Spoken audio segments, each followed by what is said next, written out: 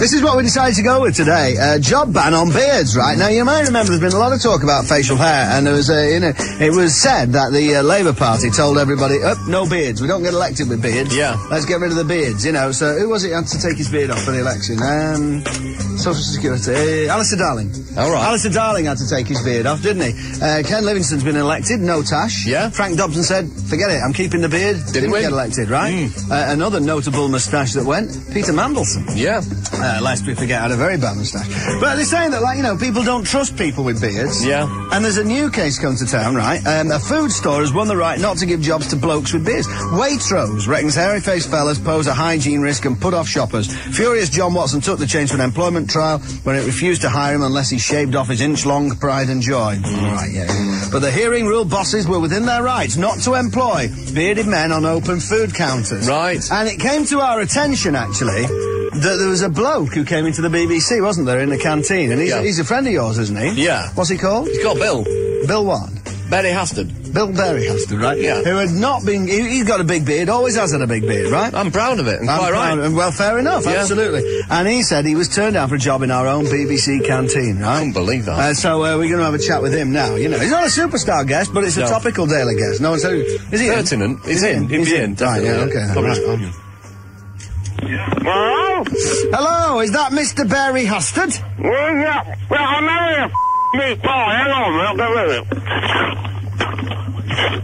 Who's that then? It's Mark Radcliffe, Radio 1. Never heard of you. You're crap anyway, mate. Moylesley's man, Moylesley. Chris Moyles, like him. Right, yeah. Point of interest, how do you know I'm crap if you've never heard me?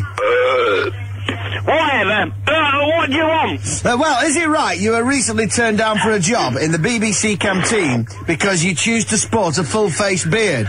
Yes, right, Well, what exactly did they say to you? Well, I said, right, I want the kind of person suitable to do the job, right? Yeah. Due to the unkempt nature of me facial hair. And that was it, was it? I mean, that seems a bit unfair. I mean, I can say that I obviously work at the BBC, right. and I, for one, wouldn't have any problem at all being served by someone like you with a beard, as long as you're clean and polite. Oh, that's very big of you, Mr. DJ. Steady on, I'm trying to be nice here. Be nice, but it's not working, you arrogant hell of a... So as I say, polite and clean. How are you on the personal hygiene front? Listen, I have a bath every month, right? Right. Whether I need it or not. And anyway, I'm not going to put nice clean clothes on. I work in a smelly kitchen with a bunch of am I? I mean, alright, I might be a bit ripe in the old underarm department, right? But the smell of Rogan Josh usually overpowers that, and I chew cloves of garlic to tackle my halitosis problem. Now, you know, I'm only human, mate, right? Yeah. Everyone's allowed to drop the odd smelly fart every now and then, aren't they? Hang on, there she blows. And, right, yeah. Oh, and what about your beard? Do you actually keep it well trimmed and nice and clean? My beard, you know, well, be honest, I do go for the straggly look, you know, and it does have a few bonuses. Like what? Like what? Just let me finish, will you? Well, take this morning, right? Right. Yeah. Right, I've got my full fry up, right? Right. A bit of bacon, bit of jelly doodles, bit of bubble, bit of squeak, just like Ma used to make. Right, yeah. Got past the old till. Yeah. $2 of scrambled eggs tucked away in the old whiskers. Boxy! Totally defrauded the BBC and the licence payers thanks to my straggly beard.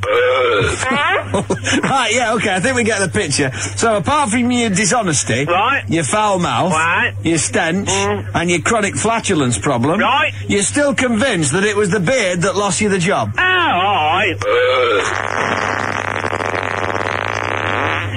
Bunch of... Well, I have to say, I'm appalled and outraged that the BBC should be beardist, right? Tell me, who was it who interviewed you for this post and turned you down in such a callous fashion? Damien Deaney, that personnel. Well, right, thanks, I'm glad you told me that. I'll be having a few words with Damien. Hang on a minute. Damien Deany? He's got a long straggly beard, hasn't he? Yeah, now that scruffy ever got a job at the BBC, I'll never know.